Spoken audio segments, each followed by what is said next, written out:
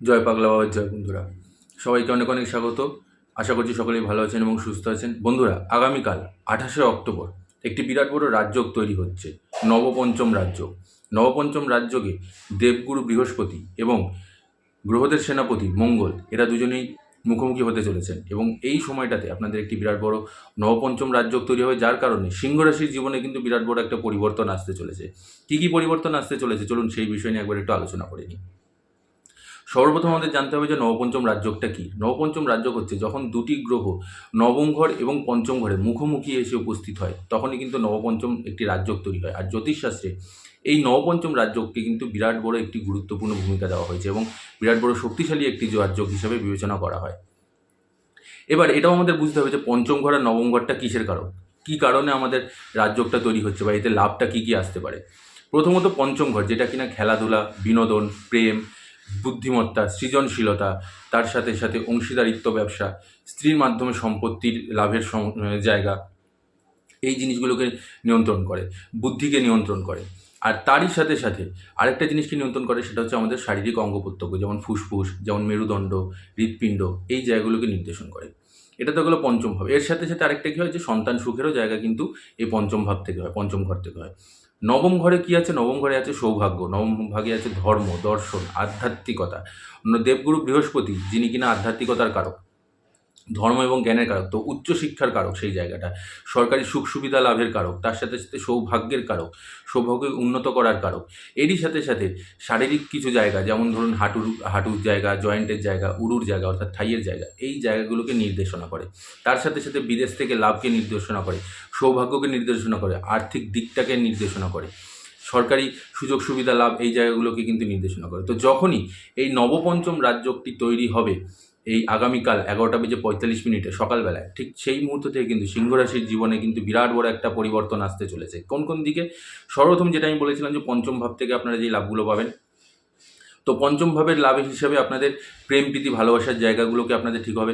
দাম্পত্য জীবন আপনাদের দেখবেন এতদিন ধরে যেই ঝামেলা ঝঞ্ঝাট বা অশান্তি টুকটাক লেগেছিল, সেগুলো ধীরে ধীরে কাটতে শুরু করবে, সেগুলো ধীরে ধীরে ঠিক হতে শুরু করবে।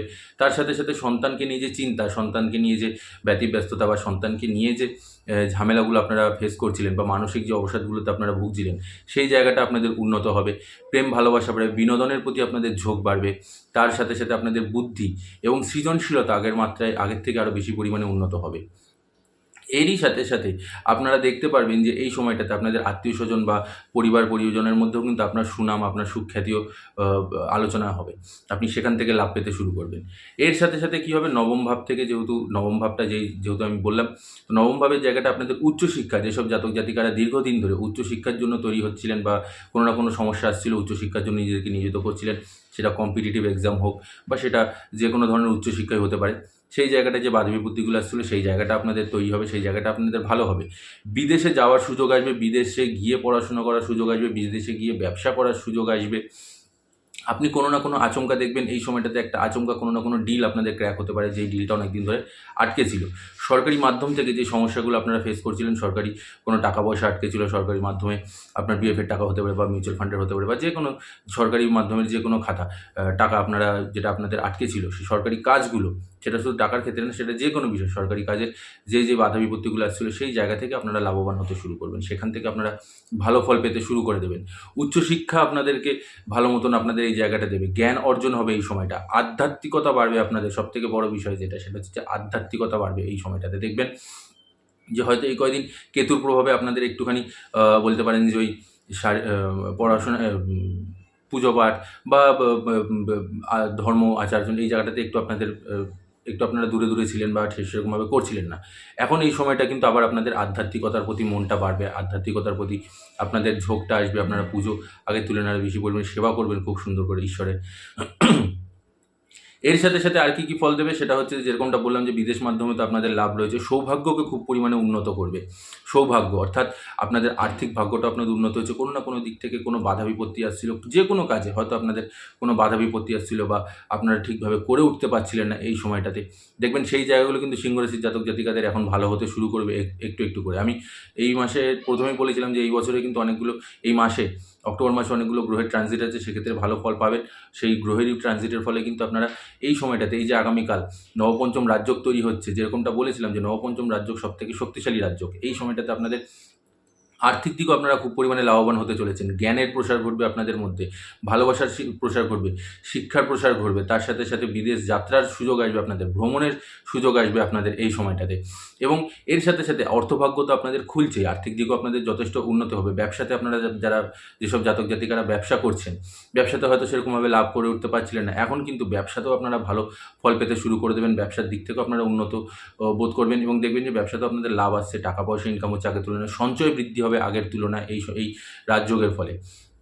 তো এই রাজযোগটাকে কিন্তু হেলাফেলা করে ফেলে দেবেন না, বা হেলাফেলা করবেন না, বা এটাকে অ্যাভয়েড করার চেষ্টা করবেন না। এটাতে কিন্তু ফল আপনারা খুব ভালো মতন পাবে। আপনারা দেখতে থাকুন খালি যে আগামীকাল থেকে, অর্থাৎ 11:45 থেকে আগামীকাল সকাল, তারপর থেকে যে রাজযোগটা শুরু হচ্ছে, এতে কিন্তু সিংহ রাশি বা সিংহ লগ্ন উভয় ক্ষেত্রেই যেসব জাতক জাতিকা আছেন, তাদের সবার জীবনের দারুণ পরিবর্তন আসতে চলেছে। আপনাদের এই সময়টাতে দীর্ঘ প্রতীক্ষিত কোনো মনের ইচ্ছা বা মনের স্বপ্ন, যেগুলো আপনারা অনেক দিন ধরে আশা করছিলেন, হচ্ছিল না, সেটাও কিন্তু এই সময়টাতে আপনাদের পরিপূর্ণ হবে। নতুন বাড়িতে কোনো রিনোভেট করার জন্য কোনো কিছুতে টাকা পয়সা হয়তো ব্যয় হতে পারে, সেই জায়গাটাতে, বা বাড়ি সুন্দর করে সাজাচ্ছেন টাকা পয়সা দিয়ে, সেখানটায় আপনাদের কিছুটা টাকা পয়সা খরচ হবে। তার সাথে সাথে আপনাদের আর্থিক লাভ আসবে। কোনো না কোনো ভাব থেকে আপনাদের অর্থভাগ্য কিন্তু এই সময়টা, যে ধনভাগ্য, সেই জায়গাটাও কিন্তু আপনাদের উন্নত হচ্ছে। তো কোনো না কোনো জায়গা থেকে হয়তো কোনো ডিল রয়েছে, সেই ডিলটা আপনাদের ক্র্যাক হচ্ছে। কেউ এসে আপনার সাথে কোনো রকম আপনার কোনো জায়গায় হয়তো টাকা ভেসে আছে, সেখান থেকে আপনি টাকা উদ্ধার করে আসতে পারবেন। দীর্ঘদিন ধরে কারো কাছে আপনি টাকা পয়সা পেতেন, কিন্তু সেটা আপনাকে টাকা পয়সা দিচ্ছে না, সেই জায়গাটা আপনাদের উন্নত, সেই জায়গাটা থেকেও আপনারা কিন্তু টাকা পয়সা পেয়ে যাবেন। তো আচমকা আপনাদের কাছে টাকা পয়সা আসারও কিন্তু এই সময়টাতে যোগ তৈরি হচ্ছে। তো এই রাজযোগের ফলে, এই নবপঞ্চম রাজযোগের ফলে কিন্তু সিংহ রাশির জাতক জাতিকাদের জীবনেও কিন্তু ভালো ফল আসতে চলেছে আগামীকাল থেকে। তো যেই জায়গাগুলো আমি বললাম, যে তার সাথে সাথে যেরকম আমি বললাম যে সন্তানকে নিয়ে হয়তো দীর্ঘদিন ধরে আপনি চিন্তা ছিলেন, যে সন্তান এতদিন ধরে সেরকমভাবে কথা শুনছিল না, বা পড়াশোনায় মন বসছিল না, বা একাগ্রতা ছিল না, এদিক ওদিক মন ঘুরে বেড়াচ্ছিল, সেরকমভাবে পড়াশোনা করছিল না, সেই জায়গাটাও কিন্তু আপনাদের তৈরি হচ্ছে, সেই জায়গাটাও আপনাদের ভালো হবে। সন্তানের সুখ বা সন্তানের লাভ আপনারা কিন্তু পেতে চলেছেন এই সময়টাতে। দীর্ঘদিন ধরে যারা বেবি কনসিভ করবেন ভাবছিলেন, এই জায়গাটা থেকে সেই জায়গাটাও তৈরি হচ্ছে, যে আপনাদের দীর্ঘদিনের প্রতীক্ষিত সেই ভালোবাসাটা বা সেই ইচ্ছাটা আপনাদের পূর্ণ হবে। যেরকমটা আমি বললাম যে সৌভাগ্যের কারক তো নবম ঘরে, সেখান থেকে আপনাদের সৌভাগ্যকে, আপনাদের ইচ্ছাকে, আপনাদের দীর্ঘ প্রতীক্ষিত স্বপ্নকে কিন্তু পূরণ করতে চলেছে এই নবপঞ্চম রাজযোগের ফলে। এর সাথে সাথে কিন্তু আবার আরও একটা জিনিস, সেটা জানেন কি? সেটা হচ্ছে যে গ্রহরাজ শনিদেব, তিনি কিন্তু আগামীকাল থেকেই আবার মার্গী হতে চলেছেন। এতদিন আপনাদের ছিল যেটা, সেটা হচ্ছে বকরি অবস্থায় ছিল। তো আগামীকাল থেকে আবার তিনি মার্গী হতে চলেছেন, তো সোজা চাল চালতে শুরু করবেন। এবং এই সোজা চালের ফলে কিন্তু তাতেও আপনাদের গ্রহরাজের এই গোচরের ফলে কিন্তু তাতেও আপনাদের লাভ দেবে। এখান থেকেও আপনারা উন্নতি যেতে পারবেন, এবং পরিশ্রম একটু করতে হবে, কিন্তু আয় উন্নতি প্রচুর পরিমাণে আপনাদের বৃদ্ধি দেবে।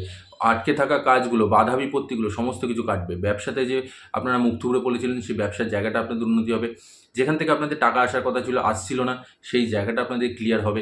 দেখবেন যে বাধা বিপত্তিগুলো, আপনাদের দৈনন্দিন জীবনে যে বাধা বিপত্তিগুলো, যেই সমস্যাগুলো আপনারা ফেস করছিলেন এতদিন ধরে, সেগুলো ধীরে ধীরে কাটতে শুরু করে দেবে, এবং আপনারা ধীরে ধীরে লাভের মুখ, উন্নতির মুখ, সৌভাগ্যের মুখ আপনারা এবার দেখতে পারবেন এই সময়টা থেকে, অর্থাৎ আগামীকাল থেকে। তো এই নবপঞ্চম রাজযোগের ফলে কিন্তু সেই লাভগুলো আপনারা খুব সুন্দর করে উন্নত হচ্ছে, এবং সেই জায়গাটা থেকে আপনারা ভালো ভালো ফল লাভ করতে শুরু করে দেবেন। শিক্ষাক্ষেত্র বলুন, কর্মক্ষেত্র বলুন, ব্যবসায়িক ক্ষেত্র বলুন, প্রেম ভালোবাসার ক্ষেত্র বলুন, দাম্পত্য জীবন বলুন, যে কোনো দিক থেকেই, সমস্ত দিক থেকেই একটা রাজযোগ তৈরি হচ্ছে। কিন্তু এর সাথে সাথে কিছুটা সমস্যা আসছে। সমস্যা কী কী রয়েছে? যেরকমটা আমি বলেছিলাম যে এই নবম ঘর আর পঞ্চম ঘরে কিছুটা অঙ্গ প্রত্যঙ্গকেও নির্দেশনা করে।